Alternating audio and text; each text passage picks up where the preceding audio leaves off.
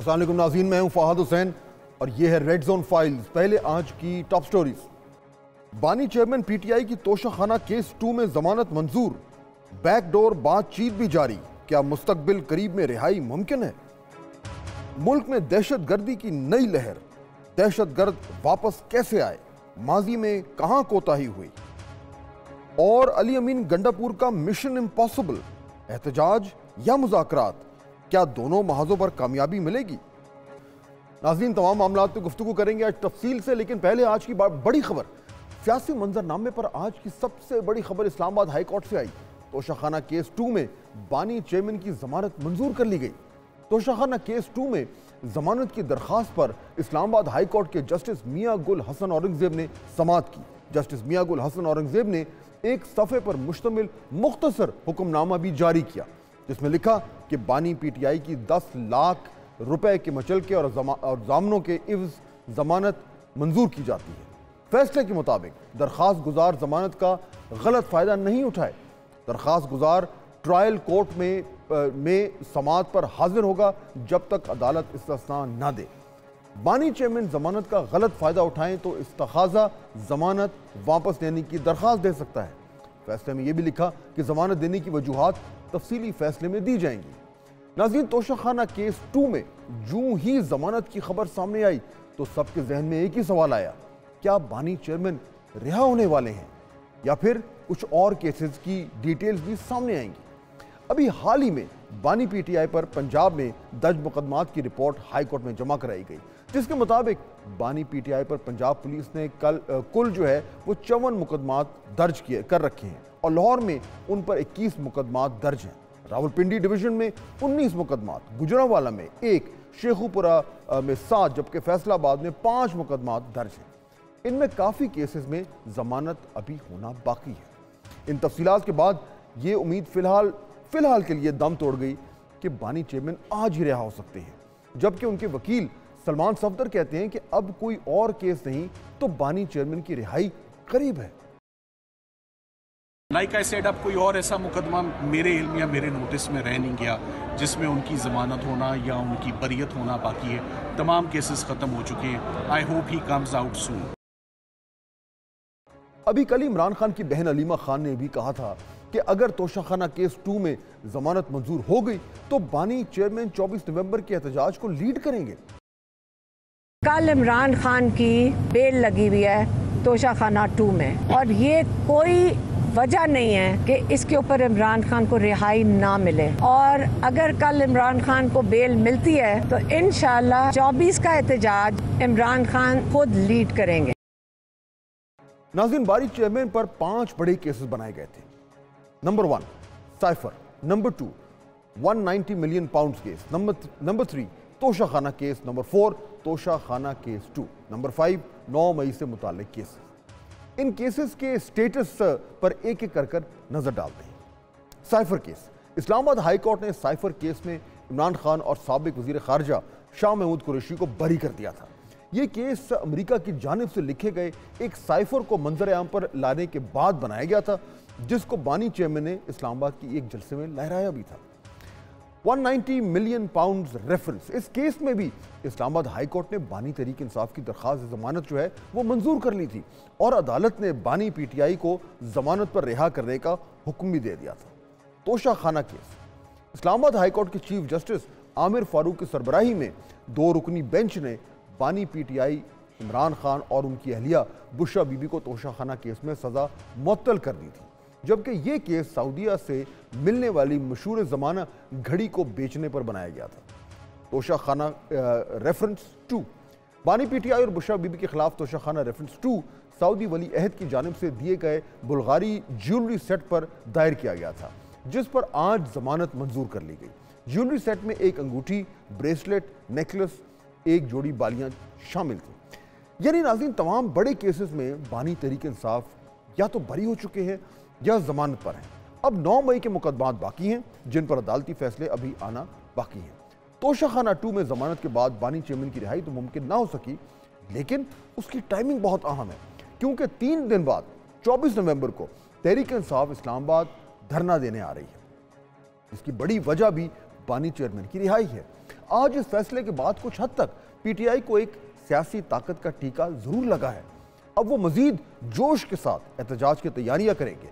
दूसरी तरफ मुस्लिम लीग नून के तर्जुमान इस एहतजाज पर शदीद तनकीद कर रहे हैं। अज़मा बुखारी और मरियम औरंगजेब ने पीटीआई की एहतजाजी सियासत को आज खूब आड़े हाथों लिया। वही इकदाम उठाएंगे जी जो दहशतगर्दों के जो है वो साथ किए जाते हैं, क्योंकि उन्होंने अपना बड़ा क्लियर बता दिया है। वो मरने मारने के लिए आ रहे हैं, वो जहाद सियासत रियासत के खिलाफ जहाद करने के लिए आ रहे हैं, तो ज़ाहिर है ये करने की इजाज़त तो नहीं दी जा सकती। और बेवकूफ़ बनाया हुआ लोगों को, हम निकलेंगे अल जहाद जहाद के नारे। एक ज़मान पाक में मीटिंग होती है तो अलामिया निकलता है, एक ज़मान पाक में मीटिंग होती है, बनी गाला में होती है, उसका अलामिया निकलता है, जिसमें आपस में किसी किस्म का कोई ना वो जोड़ मिलता है ना उसके अंदर कोई मामला मिलता है। इस्लामाबाद में तर्जुमान मुस्लिम लीग नून खैबर पख्तूनख्वा इख्तियार वली ने भी न्यूज़ कॉन्फ्रेंस की और कहा कि पीटीआई के मुतालबात गैर मंतकी और बिला जवाज हैं। ये कहते हैं कि इलेक्शन 2024 को रिवर्स किया जाए। आगे इनका मुतालिबा ये है बानी पीटीआई को बगैर किसी वजूह के इंसाफ भी छोड़े, सबूत भी छोड़े, कोर्ट भी छोड़े, अदालत भी छोड़े और उनको इसी तरह आप रिहा कर दें। इनका कोई मुतालिबा ऐसा नहीं है जो वर्केबल हो, जिस पे बंदा अमल भी कर सके। नाज़रीन, आज एक और बड़ी पेशरफ्त सामने आई जब वज़ीर आला खैबर पख्तूनख्वा अली अमीन गंडापुर और बैरिस्टर गौहर दूसरे रोज बानी चेयरमैन से अडियाला जेल मिलने गए। ये मुलाकात 2 घंटे तक जारी रही। दोनों रहनुमा मीडिया से बात किए बगैर ही रवाना हो गए।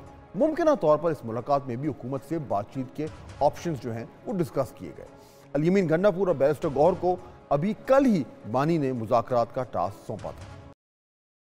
इमरान खान ने यह भी बताया कि आज अली अमीन गंडापुर और बैरिस्टर गौहर उनके पास आए थे। बैरिस्टर गौहर अली अमीन गंडापुर ने उनसे इजाजत मांगी है। उन्होंने इजाजत मांगी है कि आप हमें इजाजत दें कि हम मुज़ाकरात की शुरुआत करें एस्टेब्लिशमेंट से ही। और इमरान खान ने कहा कि हाँ, पॉलिटिकल पार्टीज हमेशा दरवाजे खुले रखती हैं।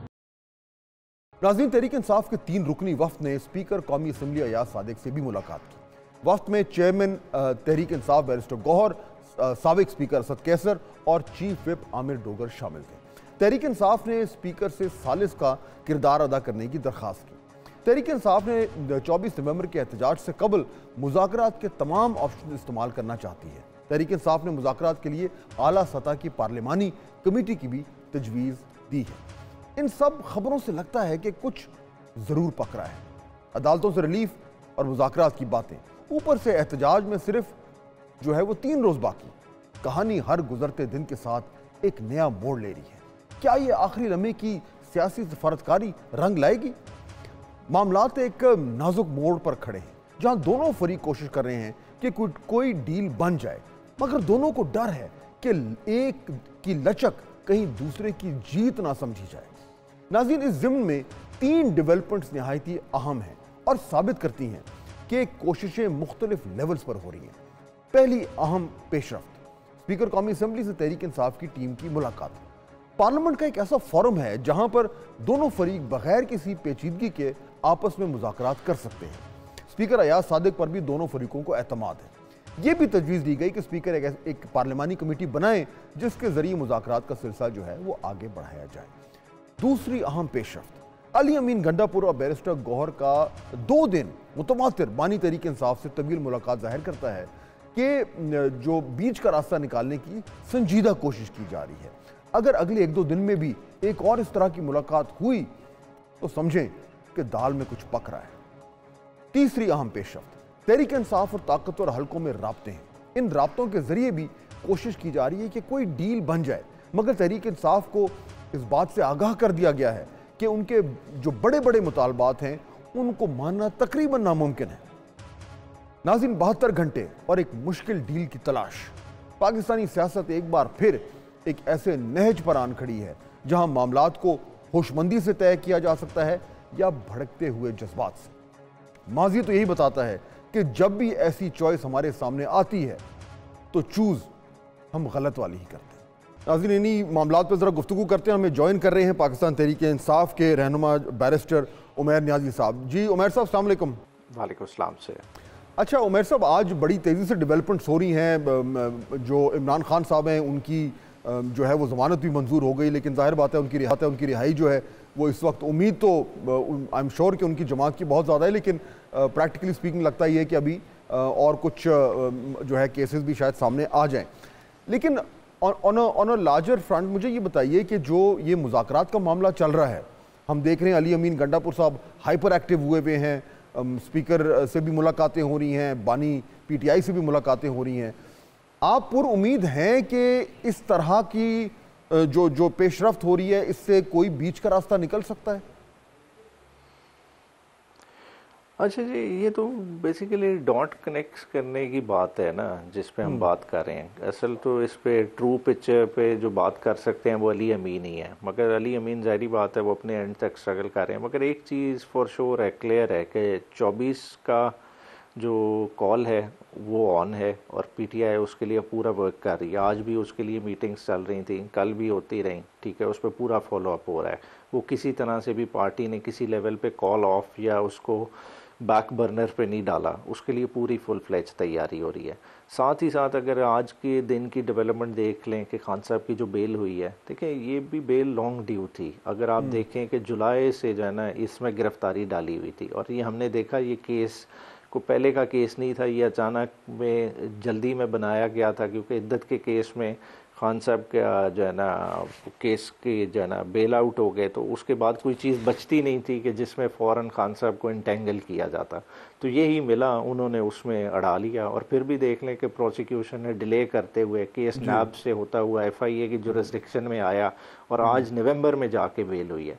और अभी भी आप देखें 30 तारीख को भी खान साहब की 9 मई के 8 केसेस में बेल लगी हुई है। तो अभी कुछ सफ़र बाकी है और इस सफ़र का ओवरऑल लेकिन ये जो आप बात कर रहे हैं उसमें उमैर साहब जाहिर बात है जितनी मुंह उतनी बातें। ये भी कहा जा रहा है कि जी जिस तरीके से ये आज जमानत हुई है इसको भी एक रिलीफ के कॉन्टेक्स्ट में देखा जा रहा है। जाहिर बात है अब ये तो हम कोई भी नहीं कह सकता कि जी अदलिया जो है वो किसी सियासी लेदे का हिस्सा है, लेकिन इन द बिगर पिक्चर इस तरह की बातें तो होती हैं। जो ज़्यादा इंपॉर्टेंट इशू है वो ये कि अगर एक बैक एंड फोर्थ हो रहा है जो कि हो रहा है, तो उससे एक तासुर तो ये बनता है कि कोई इस तरह के का नुक्ता है या नुकात हैं जहाँ पे पाकिस्तान तहरीक इंसाफ और गवर्नमेंट के दरमियान एटलीस्ट एक थोड़ा सा लिमिटेड कॉमन ग्राउंड आ रहा है, जिसकी वजह से जो है वो इस तरह की बातचीत चल रही है। वो कॉमन ग्राउंड क्या हो सकता है आपके ख्याल में? देखिए, खान साहब ने जो 3 डिमांड्स रखी हैं, मतलब वो बड़ी वाज़ेह डिमांड्स हैं। एक तो चलें 26वीं आईनी तरमीम की है, वो तो समझ आती है कि चलें कि गवर्नमेंट ने भी जल्दबाजी में की और अब वो उस तरह से फुली फंक्शनल कॉन्स्टिट्यूशनल ना कोर्ट्स बना सके और जो बेंचेस की भी तजवीज़ लेके आए वो वर्केबल नहीं नज़र आ रही। मगर जो दूसरी 2 डिमांड्स हैं, मैंडेट की रेस्टोरेशन, वो डायरेक्टली जो है ना मुस्लिम लीग नून और इनके इत्तेहादियों को हिट करती है। अगर उस पर कोई आप कहते हैं कि उस तरह की बातचीत होती है तो वो तो सीधी सीधी बात है इनके घर जाने वाली ना। जी बिल्कुल, तो वो तो फिर जाहिर बात है ना करने वाली बात की रिहाई के ईरान की रिहाई के हवाले से। मगर साथ ही साथ एक और उसका एस्पेक्ट देखें ना कि आपके इलेक्शन लॉस क्या कहते हैं। देखिए 180 दिन में इलेक्शन पटिशन ये डिसाइड होनी थी और आज तक ये क्यों नहीं डिसाइड हुई, क्योंकि यही ऐवान जिस पे एतराज़ है कि जी ये फॉर्म 47 के वजह से आए हैं उसकी पैदावार हैं, तो उन्होंने लेजिस्लेशन की, उन्होंने ये हाई कोर्ट के जजेस से इख्तियार उठा के दोबारा डाल दिया रिटायर्ड जजेस का कॉन्सेप्ट, ठीक है। और उस वजह से आज तक देखें पंजाब में इलेक्शन पटिशन चल ही नहीं सकी। हालांकि ये इलेक्शन पटिशन्स क्या 2-2, 3-3 पेशियों में इनमें बहुत मेजर, लेकिन ये इन मुज़ाकरात का हिस्सा तो नहीं होगा ये जो आप बात कर रहे हैं। ये तो आप एक लार्जर बात कर रहे हैं। हाँ जी, बट यहाँ पे तो उमैर साहब देखें ना एक डेडलाइन आई हुई हमारे ऊपर, 72 घंटे रह गए हैं। ये भी नहीं हो सकता कि पाकिस्तान तहरीक इंसाफ जो है कहे कि अच्छा जी हमारे मुज़ाकरात हो रहे हैं तो हम एक हफ्ता आगे कर देते हैं मार्च। बल्कि मैं चले आपसे सवाल कर लेता हूँ, क्या ये मुमकिन है कि अगर इस तरह की कुछ यानी कि मुस्बत पेशरफ्त हो रही हो तो आपकी क़यादत ये कहे कि जी हम एक हफ्ता मौखर करते हैं या 10 दिन मौखर करते हैं, इसका इम्कान है? मगर नहीं, देखें ये इम्कान तो तब होना कि पहले हम इस चीज़ को जस्टिफाई करें कि मुज़ाकरात को दोनों पार्टीज़ ओन करें। दोनों में से एक भी पार्टी नहीं ओन कर रही इस वक्त मुज़ाकरात। तो हम जो अभी बात कर रहे हैं मतलब शायद कोई पीछे कोई बात हो, मगर अभी तो मफरूज़ों पे ही लग रही है ना कि जी जब देखें या तो अली अमीन ने कुछ कहा हो या गवर्नमेंट साइड से कुछ कहा हो, मतलब ऐसी कुछ भी नहीं है। और गवर्नमेंट साइड तो उल्टा पैनिक की हुई है इस वक्त। उनकी जो प्रेस कॉन्फ्रेंसेस का कॉन्टेक्स्ट देखें, वो तो मतलब खाली चिल्ला नहीं रहे, बाकी सब कुछ मतलब उनके चेहरों पे यहाँ है। आप उनकी परेशानी तो पढ़ें, और जिस तरह से वो नफरी इस वक्त मोबिलाइज कर रहे हैं। देखिए वो तशवीश तो जाहिर बात है गवर्नमेंट को भी होगी, क्योंकि अगर इस तरह की लॉन्ग मार्च होती है, इतने बड़ी तादाद में लोग आते हैं इस्लामाबाद की तरफ, तो एक तसादुम तो होगा, और तसादुम किसी को भी, कोई भी नहीं चाहता कि हो। लेकिन ये जो 3 डिमांड्स हैं जो कि PTI ने दी हैं, आपने खुद भी कहा कि ये बहुत बड़ी डिमांड्स हैं। 26वीं तरमीम को रोल बैक करना नामुमकिन बात है। जो मैंडेट की हवाले से जो बात की, वो तो कल वो हमारे एक मेहमान कह रहे थे कि वो तो सुकरात का जहर का प्याला पीने के मुतरादिफ है, वो भी नहीं हो सकता। तो प्रैक्टिकली स्पीकिंग देखें ना, एक चीज़ तो होती है कि आपने पब्लिकली एक पोजीशन ली, लेकिन प्रैक्टिकली स्पीकिंग आपको नज़र आता है कि इन तीनों डिमांड्स को साइड पर रखकर फिर भी किसी छोटे मामले पर इतनी यानी कि एग्रीमेंट हो सकता है कि ये तसादुम जो है इससे पाकिस्तान बच जाए। अच्छा, 2 चीज़ें हैं। एक तो तसादुम वाला मैं पहले डील कर उसको कैटर करूंगा। देखिए तसादुम क्यों होना है, देखिए लोग आ रहे हैं एक सिविल अपने राइट्स को एजिटेट करने आ रहे हैं, कोई लड़ाई करने नहीं आ रहे। देखिए तसादुम तो तब हो कि हम कहें कि जी हमने पोर्ट कासिम बंद कर देना है, हम कोई जो है ना अर्बन अपवर्ड ट्रांसपोर्ट नहीं चलने देंगे, मतलब ऐसा कुछ भी नहीं हो रहा। मतलब इस्लामाबाद आ रहे हैं, आपका कैपिटल है, उधर एक पॉइंट प्रूव करना है कि आपका ये हिस्टोरिकली सबसे ज़्यादा रिग्ड इलेक्शन था, तो वो एक हर पार्टी का हक है, उसके लिए वो आ रहे हैं, वो करेंगे। दूसरा जो आस्पेक्ट था जो इसमें आप बात कर रहे हैं, देखें अभी हम इसको अपने अगर उस कॉन्टेक्स्ट में देखें पॉलिटिकली भी इससे अचीव क्या करना है, अचीव ये जो डिमांड्स है ना, अगर खान साहब का ट्रैक रिकॉर्ड आप देखें जेल उन्होंने साबित कदमी के साथ काटी है, और जेल में से अब उन्होंने अपनी ज़ात के लिए कोई डिमांड नहीं की कि होए कि जी मुझे पिम्स शिफ्ट कर दे, मुझे फलां जगह कर दे। देखिए उन्होंने एक्लेमेटाइज कर लिया है उस एटमॉस्फेयर के साथ, उस हॉस्टिलिटी के साथ। तो अगर उनके कॉन्टेक्स्ट में देखें, इमरान खान को सामने रखें, तो ये डिमांड्स आपको बेयर मिनिमल नजर आनी चाहिए। मैं नहीं समझता कि इसके अंदर हिडन कंसील्ड कोई डिमांड्स हैं कि जी उससे कम पे कोई और एग्री कर लेगा। और मैं ये भी समझता हूँ कि इमरान खान के अलावा शायद कोई इस चीज पे बात भी ना कर सके। अल्टीमेटली ठीक हो गया, जो भी बात हुई मैंने साहब की था मौका। अजीन अभी आप सुन रहे थे कि बैरिस्टर उमैर नियाज़ी जो है वो ये कह रहे थे कि ये उनकी मिनिमम डिमांड्स हैं, जबकि हकीकतन जो है वो अगर आपने बातचीत करनी हो तो आप इतनी एक्सट्रीम पोजीशंस नहीं लेते। अब बातचीत का सिलसिला तो जारी है, इसमें तो कोई शक नहीं है। यानी ये कैसे मुमकिन है कि अली अमीन गंडापुर साहब और बैरिस्टर गौहर जो हैं वो 2 दिन मुतवातिर जो है वो इमरान खान साहब से मुलाकात करें अडियाला जेल में, और ये भी नहीं कि वो 10 मिनट की मुलाकात हो रिवायती सी, बल्कि 1.5-2 घंटे जो है वो बैठकर बातचीत करें। तो क्लियरली दोनों साइड से इतनी स्पेस जो है वो प्रोवाइड की गई है कि बातचीत हो और उसमें से कुछ निकले।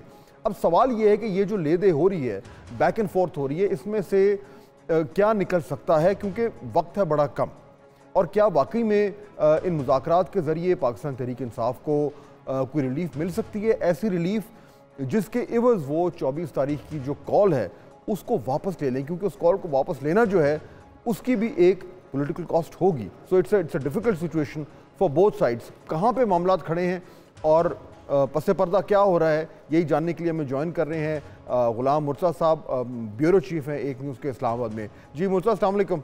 जी वालेकुम सर।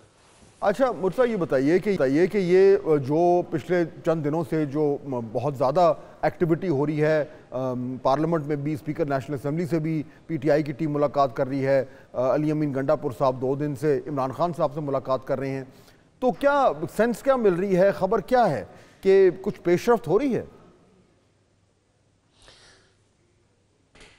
सर पेशरफ्त की जो सूरत हाल है, ये जितनी मुलाकातें पॉलिटिकली इस वक्त हो रही हैं या गुज़िश्ता रात सरदार याद सादक साहब से हुई है, और आज भी कुछ बातचीत जो है वो हुई थी, मैं भी PTI के 1-2 रहनुमाओं से आज मिला हूँ पार्लियामेंट लॉजर्स में, तो ये ऐसा लग रहा है कि ये जो बातचीत है ये शायद एक ऐसा कोई नतीजा खेज ना हो जो पॉलिटिशियंस आपस में कर रहे हैं। ख़बर ये है कि जो बातचीत हो रही है वो सिर्फ अली अमीन गंडापुर कर रहे हैं, और उनके साथ किस लेवल पे बातचीत हो रही है, किन से हो रही है, वो तो आपको अंदाज़ा है।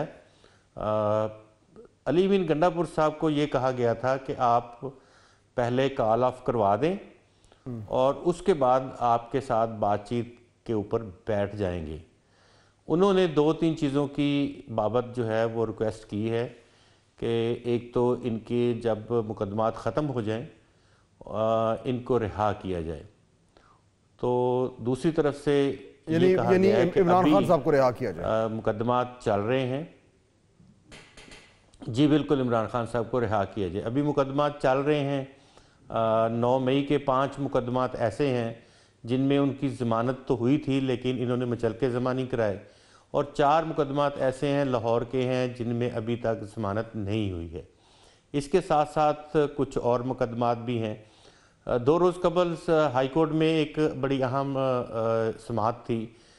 इनकी बहन है नौरीन जो है, उनकी जानिब से वो दरख्वास्त दी गई थी कि कितने मुकदमात हैं। तो जो रिपोर्ट पेश की गई थी उसमें 62 मुकदमात का जिक्र किया गया था कि 62 मुकदमात मुख्तलिफ जगहों पे बानी पीटीआई इमरान खान। तो अब ये जो डिमांड है मुझसे, ये जाहिर बात है, उसकी तफसील जो इस वक्त जो हमें सेंस नज़र आ रही है, जो मूड नज़र आ रहा है, जो गवर्नमेंट है या इस्टेब्लिशमेंट कह लें, उसमें ये नहीं लगता तो नहीं है कि वो ये कहेंगे कि ठीक है जी हम कमिट करते हैं इमरान खान साहब को रिहा कर देंगे, तो ये तो एक तरीके से नॉन स्टार्टर ही होगा फिर। जी बिल्कुल, इस तरह की ही वाइब्स जो हैं वो आ रही हैं, और तमाम क्वार्टर्स से कि जो बात की जा रही है उसमें ये कहा जा रहा है कि बातचीत आपसे शुरू हो सकती है, हो जाएगी, फर्दर उसमें डेवलपमेंट्स भी आ सकती हैं, लेकिन अभी इस स्टेज के ऊपर अगर आप 2-3 जो बड़े बातें की गई हैं, मुतालबात किए गए हैं, वो अभी आपको कोई इस हवाले से कोई भी शख्स कमिटमेंट नहीं दे सकता उन बात। पहले उनसे ये कहा जा रहा है कि आप अपनी तरफ से दिखाएं, जो पहल आप करें, और उसके बाद बातचीत आगे चलेगी, और शायद किसी वक्त में कोई ऐसी सूरत हाल जो है वो, लेकिन तहरीक इंसाफ की तरफ से भी कोई ऐसी इंडिकेशन नहीं आ रही, कोई आपको ऐसा इशारा नहीं मिल रहा, या कोई इस तरह की आमादगी का इजहार कहीं से खामोशी से भी नहीं मिल रहा कि वो बग़ैर किसी ठोस कमिटमेंट के वो 24 तारीख का जो लॉन्ग मार्च है उसको मनसूख करेंगे। सर बिल्कुल, अभी आज शाम में ही आमर डोगर साहब से मेरी मुलाकात हुई थी। उनसे मैंने पूछा कि क्या तैयारी की जाए, क्या आपको धरना आपका कवर करने के लिए, आपका एहतजाज कवर करने के लिए हम तैयारी करें, या ज़रा सुकून रखा जाए, कोई बातचीत किस तरफ चली जाएगी। तो उन्होंने कहा फ़िलहाल तो आपको धरने की और एहतजाज की तैयारी ही करनी चाहिए। और एक पाकिस्तान मुस्लिम नवाज़ के सीनियर मोस्ट मेंबर हैं कौमी असम्बली, उनसे बात की गई तो उनका भी ये मानना था, उन्होंने कहा कि तैयारी तो मुकम्मल कर ली गई है इस्लामाबाद पुलिस की जानिब से भी, पंजाब की जानिब से भी। तो अब ये नहीं नज़र आ रहा, क्योंकि कुछ नफरी भी तलब कर ली गई है बाहर से, सिंध से भी की है, पंजाब से भी की है, तो DPO समेत 5-5 हज़ार लोग मुख्तलिफ अजला से आ रहे हैं। तो ये इंतजाम इस तरह आपको इंडिकेशन की मिल रही है मुफ्ता कि अब ये जो आप तैयारी की बात कर रहे हैं कि इस बार वाकई में हुकूमत ने ये फैसला किया है कि सख्त तरीन जो है वो एक्शन लिया जाएगा, क्योंकि जो पिछले जो मामलात हुए, पहले जो मार्चेज हुई थी, आपने वो भी कवर किया था, आपने वो भी देखा कि किस तरीके से जो है वो गवर्नमेंट रिस्पॉन्ड किया था। तो इस बारी कुछ ज़्यादा अग्रेसिव लग रहे हैं, कुछ ज़्यादा तैयारी लग रही है, ये एक इस तरह का एक सेंस आ रहा है कि इस बार ज़ीरो टॉलरेंस होगी। जी बिल्कुल, इसी तरह से ही जो इस वक्त तक की जो सूरत हाल है वो यही है कि किसी को भी कानून अब हाथ में लेने की इजाज़त नहीं दी जाएगी। दफ़ा 144 नाफिज है। किसी को पैदल भी, यानी कि जो ये बना रहे हैं कि फैज़ाबाद से पैदल आगे हम इतने लोग होंगे, मॉब होगा, वो मार्च करेगा, तो ऐसी सूरत हाल डेवलप नहीं होने दी जाएगी। और ये मामला जो हैं ये इस्लामाबाद से बाहर ही सेटल कर लिए जाएंगे। ठीक हो गया। बहुत शुक्रिया आपका हमें बताने, इन्फॉर्म करने का कि मामला किधर खड़े हैं। मुश्किल लग रहा है, यही पाकिस्तान की सियासत है, अनप्रिडिक्टेबल है, किसी वक्त भी कुछ हो सकता है, ब्रेक थ्रू भी हो सकता है। लेकिन ये जो डेडलाइन है सर पे 3 दिन की, और जो टास्क एट हैंड है, वाकई में एक बहुत मुश्किल है। और दोनों जमातों की, क्योंकि स्टेक्स इतने हाई हैं, दोनों साइडों के, तो मैं कहूँगा स्टेक्स इतने हाई हैं कि इन हालात में एक ब्रेक थ्रू अगर होगा तो वाकई में वो एक बहुत बड़ा मार्का होगा। नाज़रीन, will take a break here, लेकिन जब वापस आएंगे तो एक बहुत ही अहम डेवलपमेंट जो पाकिस्तान में और बड़ी अफसोसनाक डेवलपमेंट वो ये है कि दहशत गर्दी के जो वाक़यात हैं वो आए दिन बढ़ते जा रहे हैं और इन हालात को कंट्रोल करने के लिए जो है वो गवर्नमेंट ने ये ऐलान किया है कि नया ऑपरेशन बलूचिस्तान में। वो ऑपरेशन क्या होगा और वो किस तरीके से हम ये इस बढ़ती हुई जो ये लहर है इसको कंट्रोल कर पाएंगे, इस पर बात करेंगे। हमें ज्वाइन करेंगे एक न्यूज़ के बहुत सीनियर जर्नलिस्ट जनाब इफ्तिखार फिरदौस साहब, और उसके बाद later in the show Ali Amin Gandapur साहब, मैन ऑफ एक्शन, एक मिशन पर निकले हुए हैं, क्या कर रहे हैं और कामयाबी क्या उनके करीब है, इस पर बात करेंगे लेटर इन द शो। दूसरे पे नाज़रीन, ब्रेक के बाद खुशामदीद। पाकिस्तान में दहशत गर्दी एक बार फिर सर उठा रही है। हर रोज मासूम जानें दहशत गर्दी की वजह से ज़ाया हो रही हैं। बन्नू में आज सिक्योरिटी फोर्सेस की चेक पोस्ट पर दहशत गर्दों ने हमला किया, जिसमें पाक फौज के 12 जवान शहीद हुए। ISPR के मुताबिक खारिज दहशत गर्दों ने चेक पोस्ट में दाखिल होने की कोशिश की और जब नाकाम हुए तो बारूद से भरी गाड़ी पोस्ट की दीवार से टकरा दी। इस हमले में सिक्योरिटी फोर्सेस के हाथों 6 खारिज भी हलाक हुए। नाज़रीन, ये हमले हर दूसरे रोज हो रहे हैं।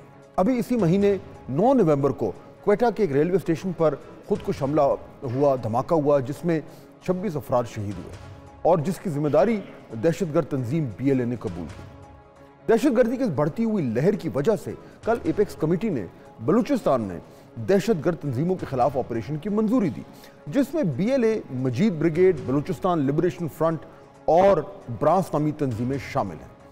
बलोच लिबरेशन आर्मी 2006 से पाकिस्तान के खिलाफ दहशत गर्दाना कार्रवाइयों में मुलविस है और तब से उनका नाम दहशत गर्दों की फहरिस्त में शामिल है, जबकि मजीद ब्रिगेड को इसी साल जुलाई में कलदम तंजीमों में शामिल किया गया, जो दरअसल बलोच दहशत गर्द तंजीमों का एक सुसाइड विंग है और जिनका असल मकसद बलूचिस्तान की माशी तरक्की को रोकना है। इसीलिए ये ग्रुप चीनी शहरियों पर भी हमलों में मुलविस है। बलूचिस्तान की इन दहशतगर्द तंजीमों ने जुलाई 2020 में ब्रास नामी इत्तेहाद कायम किया, जिसमें Baloch Liberation Front, BLA, Baloch Republican Army और बलोच रिपब्लिकन गार्ड शामिल हुए और उन्होंने इस इत्तेहाद के जरिए बलूचिस्तान में सिविलियन और सिक्योरिटी फोर्सेस पर हमलों का आगाज किया।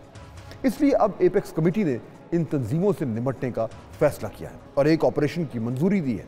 अगस्त 2021 में अफगानिस्तान में तालिबान की हुकूमत के बाद पाकिस्तान में दहशत गर्दी में इजाफा हुआ है और अफगानिस्तान इन दहशत गर्द तंजीमों के लिए महफूज पनाहगाह की सूरत इख्तियार कर चुका है। Pakistan institute for piece studies की एक रिपोर्ट के मुताबिक अफगान तालिबान के आने के बाद पाकिस्तान में दहशत गर्दाना हमलों में 73% इजाफा हुआ है। पाकिस्तान ने तब से लेकर अब तक कई बार उनसे मुज़ाकरात की कोशिशें की, अफगान हुकूमत के सामने एहतजाज किए कि अपनी ज़मीन को हमारे खिलाफ इस्तेमाल होने से रोकें, लेकिन इस पर कोई असर नहीं हुआ। इसलिए फिर जून 2024 में वफाकी काबीना ने ऑपरेशन अज़्म इस्तेहकाम की मंजूरी दी। पहले मरहले में सियासी जमातों और सिविल तंजीमों की जानिब से इस ऑपरेशन की शदीद मुखालफत की गई और DG ISPR और वफाकी हुकूमत को यह वजाहत देनी पड़ी कि ऑपरेशन अज़्म इस्तेहकाम एक कैंपेन का नाम है, जिसमें दहशत गर्दी से निपटने के लिए कई हिकमतें अमलियाँ शामिल हैं। नाज़रीन, बज़ाहिर ऑपरेशन अज़्म इस्तेहकाम पर भी पूरी तरह से अमल दरामद नजर नहीं आया और दहशत गर्दी बदस्तूर बढ़ती गई। सिर्फ इसी साल के पिछले 4 माह के आदाद शुमार देखें तो सूरत हाल बहुत अफसोसनाक नजर आती है। Pakistan institute for piece studies के मुताबिक पाकिस्तान में जुलाई में 38 दहशत गर्दाना हमले हुए, जबकि अगस्त में ये नंबर बढ़कर तकरीबन 59 तक पहुंचा और इन हमलों में 89 अफराद शहीद हुए।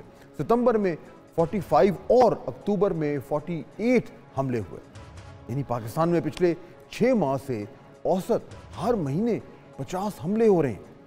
इसके अलावा इस दौरान बड़े बड़े हमले भी हुए। अगस्त में बलूचिस्तान के 10 जिलों में साइमल्टेनियस अटैक्स में 40 अफराद जाँ बहक हुए, जबकि अक्टूबर में वहाँ 20 मजदूरों को कत्ल किया, जबकि सिक्योरिटी फोर्सेस हमले जो हैं वो इसके अलावा हैं। नाज़रीन, इस दहशत गर्दी ने पाकिस्तान को जितना नुकसान पहुंचाया शायद ही किसी चीज़ ने इतना नुकसान दिया हो।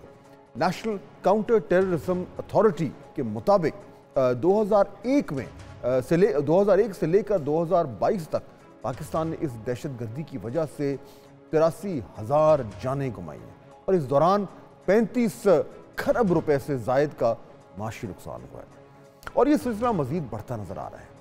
ये सिलसिला कहाँ जाकर रुकेगा? एपेक्स कमेटी के एलानिये ने तो ये ऐलान कर दिया कि बलूचिस्तान में दहशतगर्द तंजीमों के खिलाफ ऑपरेशन शुरू होने लगा है, मगर अब तक ये वाज़ेह नहीं हुआ कि इस ऑपरेशन की नेचर क्या होगी और अब तक होने वाली काउंटर टेररिज्म कार्रवाइयों से ये मुख्तलिफ कैसे होगा। फिलहाल तो इंटेलिजेंस बेस्ड ऑपरेशंस ही हो रहे हैं, मगर बढ़ती हुई दहशतगर्दाना कार्रवाइयों से लगता तो यही है कि एक मुख्तलिफ अप्रोच की शायद ज़रूरत है। केपी और बलूचिस्तान में इन दहशतगर्दों की कमर तोड़ने के लिए हमें कोई कसर नहीं छोड़नी चाहिए, मगर इसके साथ साथ अवाम को भी स्टेक होल्डर्स की तरह आगाह रखना ज़रूरी है ताकि पूरी कौम इन ऑपरेशंस की हिमायत में यक ज़बां हो। अज़ीम ने इस मामले पर ज़रा तफसील से गुफ्तगू करते हैं और समझने की कोशिश करते हैं कि ये पाकिस्तान के लिए कितना बड़ा चैलेंज खड़ा हो गया। हमें ज्वाइन कर रहे हैं इफ्तिखार फिरदौस साहब, एक न्यूज़ के डायरेक्टर केपी हैं और टेररिज्म रिलेटेड अफेयर्स में इनकी बहुत एक्सपर्टीज़ है। जी इफ्तिखार, अस्सलाम वालेकुम। वालेकुम सलाम। अच्छा, ये जो अब इफ्तिखार जो एक नई एक लहर आई है दहशतगर्दी की जो हमें नज़र आ रही है रोज़ाना की बुनियाद पे, खैबर पख्तूनख्वा में भी बलूचिस्तान में भी, जिसका नोटिस लेते हुए कल एपेक्स कमेटी ने ये फैसला किया है कि अब एक नया ऑपरेशन लॉन्च करेंगे। ये आपको क्या समझ आ रही है कि ये जो एक रिन्यूड वेव है इसकी वजह क्या है? देखिए फाद साहब, जो टेररिस्ट डोमेन के अंदर जो एलिमेंट्स थे वो 2021 से पहले भी एक्टिवेटेड थे, लेकिन जो अफगानिस्तान के अंदर जो अफगान तालिबान की हुकूमत आई है तो उन्होंने उसको एक कैटलिस्ट के तौर पर जो है वो पेश किया है। वो सारे जो एक हम कहते हैं कि एक वाटरशेड मोमेंट है जिसे उन सारे ग्रुप्स के अंदर जो है वो एक यकजानियत किस्म की जो है वो उजागर हुई है। बलूचिस्तान की सिचुएशन जो है उसमें ग्लोबल प्रॉक्सीज और उसमें नेबरिंग ममालिक का बहुत बड़ा जो है वो किरदार है और उसके जो डायनामिक्स हैं वो थोड़े डिफरेंट हैं। खैबर पख्तूनख्वा के अंदर जो है हम देखते हैं कि उधर के डायनामिक्स थोड़े डिफरेंट है। अगर आप थोड़ा सा टाइम दे रहे तो मैं थोड़ा इसको एक्सप्लेन कर दूं कि जो खैबर पख्तूनख्वा के अंदर जो इस टाइम पर दहशतगर्दी का जो है वो सामना है उसमें बहुत सारे ऐसे स्कैटर्ड एलिमेंट्स जो पहले अफगानिस्तान में अमेरिका के खिलाफ जो है वो इस्तेमाल हो रहे थे, अब वो बहुत सारे जो है वो वापस आ गए। जो स्ट्रक्चर जो है वो बनाया गया था और जो पीरियड था एक जिसके अंदर जो है वो रिलेटिव अमन था, उसके अंदर पुलिस और बाकी जो लॉ एनफोर्समेंट के हवाले से जो बातें हुई थी वो अपने मंतकी अंजाम तक जो है वो नहीं पहुंची। और अब जिस किस्म की जो है वो ऑनस्लॉट का सामना है इन इलाकों के अंदर, जो सिस्टम वहां पर मौजूद है वो रिलेटिवली जो है इतना मजबूत नहीं है कि वो इतनी बड़ी इंसर्जेंसी को काउंटर कर सके। लेकिन इस टाइम अगर आप एपेक्स कमेटी की भी जो है वो मैंने मीटिंग के जो उसके एक प्रेस रिलीज है वो देख लें तो उसमें जो प्रायोरिटी है वो बलूचिस्तान है। बलूचिस्तान क्यों फाद साहब? क्योंकि जो इकोनॉमिक बैकबोन के और फॉरेन इन्वेस्टमेंट के दो बड़े प्रोजेक्ट्स हैं पाकिस्तान के लिए, वो एक रेकोडेक है और एक चाइना पाकिस्तान इकोनॉमिक कॉरिडोर है और दोनों के लिए बलूचिस्तान और गवादर जो है वो अंत तक जो है वो इम्पोर्टेंट है।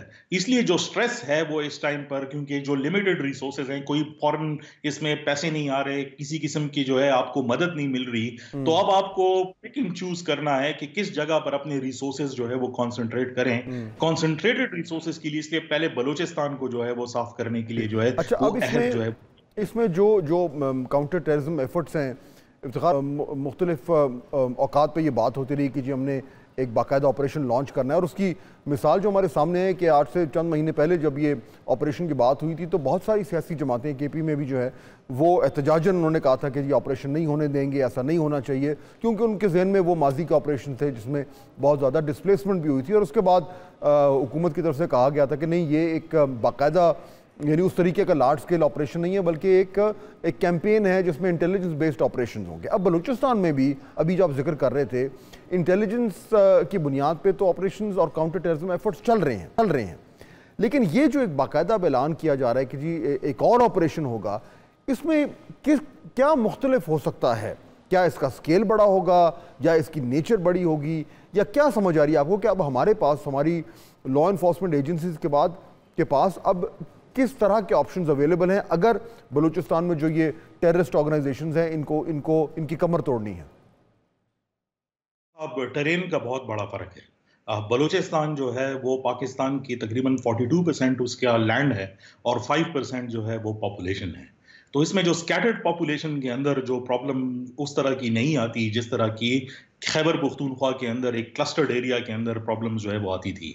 और बलूचिस्तान के अंदर चूंकि जो आसार हैं वो सिर्फ और सिर्फ लोकल नहीं है, उसमें इंटरनेशनल एलिमेंट्स भी जो है उनकी इन्वॉल्वमेंट है। तो 3 चीज़ों पर जो है वो बहुत ज़्यादा क्लैरिटी है। एक ये कि जो टर्फ है और जो लोकल पॉलिटिकल सिनारियो है बलूचिस्तान का, वो इनडायरेक्टली इन सारी चीज़ों को एड कर रहा है, तो उसके अंदर चेंजेस जो है वो सजेस्टेड हैं। दूसरा इंपॉर्टेंटली ये है कि जो स्कैटर्ड पॉपुलेशन की हम बात कर रहे हैं और टेरेन की बात कर रहे हैं, स्टेट के जो रिसोर्सेज हैं वो एक जगह पर जो है लिमिटेड हैं। अब वो या तो खैबर पख्तूनख्वा के अंदर जो है वो लिमिटेड ऑपरेशन जो है वो कर सकता है या फिर बलूचिस्तान के ऊपर फुली कंसंट्रेट कर सकता है। बलूचिस्तान को इसलिए चुना गया, वो रीजन मैंने बता दी। लेकिन अब जो स्टेट के जो एसेट्स हैं और जो उसको जंग लड़ने के लिए जो पैराफिनीलिया की जरूरत है, वो सब के सब जो है वो बलूचिस्तान में जो है वो डिप्लॉय हो रहे हैं ताकि उस एरिया को कवर किया जा सके और जो इकोनॉमिक बैकबोन है जो टेररिस्ट एंटिटीज को जो है वो सपोर्ट करती है उसको जो है। लेकिन इसमें फिर ये भी तो एलिमेंट आ जाएगा इफ्तिखार के, जो इन टेररिस्ट ऑर्गेनाइजेशन को जिस तरह के एक आपने कहा कि ये प्रॉक्सीज हैं, इनको हर तरह की जो हॉस्टाइल एलिमेंट्स हैं, फॉरेन एजेंसीज हैं, उनकी तरफ से इनको फाइनेंसिंग भी हो रही है, इनकी ट्रेनिंग भी हो रही है, इनको हथियार भी दिए जा रहे हैं। उसके साथ साथ इनको जो स्पेस अवेलेबल है अक्रॉस द बॉर्डर अफगानिस्तान में जिसको वो इस्तेमाल करते हैं, वहाँ पर चले जाते हैं।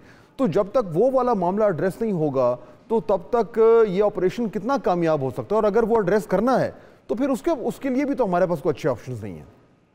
देखें फाद साहब, आज ही की बात है कि चाइनीज एनवॉय जो है वो अफगानिस्तान में उन्होंने मीटिंग की है और अफगानिस्तान को इस बात पे प्रेशराइज किया है कि जो भी उनके पास बलोच एलिमेंट्स हैं जिनको वो रेफ्यूजीज का नाम दे रहे हैं, उनको वापस या रिपैट्रिएट किया जाए या गिरफ्तार किया जाए। ये एक बहुत बड़ी डेवलपमेंट है और पाकिस्तान के जो फ्रेंडली ममालिक हैं वो इसको जो है वो एड कर रहे हैं अपने तरीके से।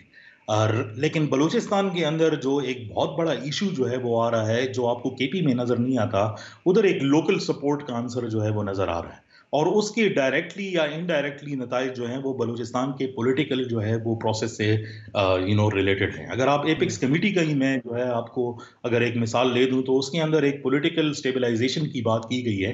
वो सिर्फ खैबर पख्तूनख्वा के हवाले से नहीं की, वो बलूचिस्तान के हवाले से भी की गई है और उसमें ये बात भी मौजूद है कि जो बलूचिस्तान के अंदर नाराज पॉलिटिकल पार्टीज हैं उनको जो है वो स्पेस जो है वो दी जाएगी ताकि जो लोकल सपोर्ट है उसको जो है वो मिनिमम किया जा सके।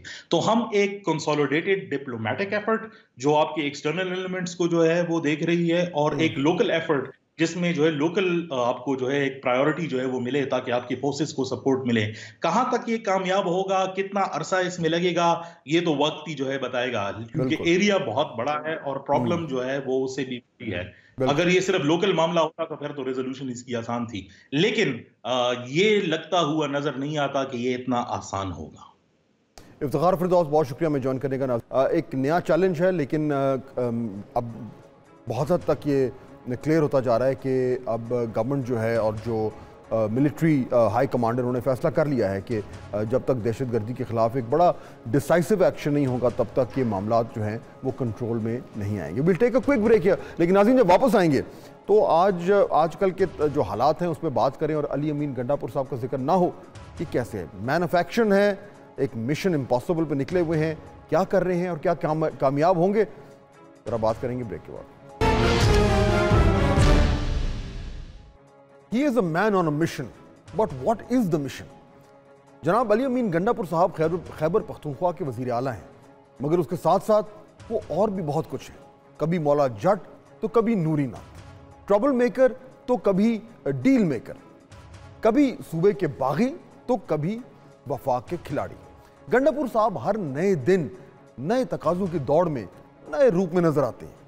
उनकी खूबी यह है कि यलगार भी खुद ही करते हैं और बातचीत भी खुद, मुक्का भी बनाते हैं और फिर उसी मुट्ठी को खोलकर हाथ भी मिलाते हैं। आज की सियासी जंग में उनका मरकजी किरदार है और वो इसको आसान तरीके से अदा कर रहे हैं। मगर उनका असल मिशन है क्या? गुज़श्ता दिनों में गंडापुर साहब 2 मरतबा बानी तहरीक इंसाफ से मुलाकात कर चुके हैं और वो भी 2 घंटों की मुलाकात। पार्टी रहनुमाओं से जिहाद जिहाद के नारे भी लगवाए, और फिर इन 2 दिनों में वजीर आजम और आर्मी चीफ के साथ एपेक्स कमेटी की मीटिंग में भी शिरकत की। कुछ लोग कहते हैं कि वो सालसी का किरदार अदा कर रहे हैं, कुछ कहते हैं कि वो मुक्तदरा और बानी तहरीके इंसाफ के दरमियान पुल का किरदार अदा कर रहे हैं, और कुछ नकादों का ख्याल है कि वो डबल गेम कर रहे हैं। अगर वो जो कुछ भी कर रहे हैं, ये बात वाज़ेह होती जा रही है कि इस वक्त अगर पाकिस्तान की सियासत में कोई मैन ऑफ एक्शन है तो वो हैं बस अली अमीन गंडापुर साहब। But actions have consequences, both good and bad. अगले चंद दिनों में पता लग जाएगा कि अली अमीन साहब का मिशन कामयाब रहा या बुरी तरह फेल हो गया। या तो उनकी जमात उनको कंधों पर उठाकर उनके गीत गाएगी, या फिर एक बार फिर उनके ऊपर इल्जामात की बारिश कर देगी। गंडापुर साहब की धड़ाधड़ मीटिंग्स और कार्रवाइयों के बाद आज खान साहब की जमानत मंजूर हो गई। एंड मुमकिन है कि इन दोनों डेवलपमेंट्स का आपस में कोई ताल्लुक ना हो, मगर टाइमिंग ऐसी हुई कि एक बार फिर गंडापुर साहब के मिशन की बातें हो रही हैं। क्या बानी की रिहाई होगी? क्या हुकूमत और तहरीक इंसाफ में डील होगी? क्या लॉन्ग मार्च आगे बढ़ेगी और तसादम होगा? इन सवालों को जहां से भी पकड़ें, बात घूम फिर कर अली अमीन गंडापुर तक ही पहुंचती है। इन मुश्किल तरीन हालात में उन्होंने एक मुश्किल तरीन रोल अदा करने की ठान ली है। He is indeed a man on a mission, but is it mission impossible? आपसे मुलाकात होगी कल। अल्लाह हाफ़िज़।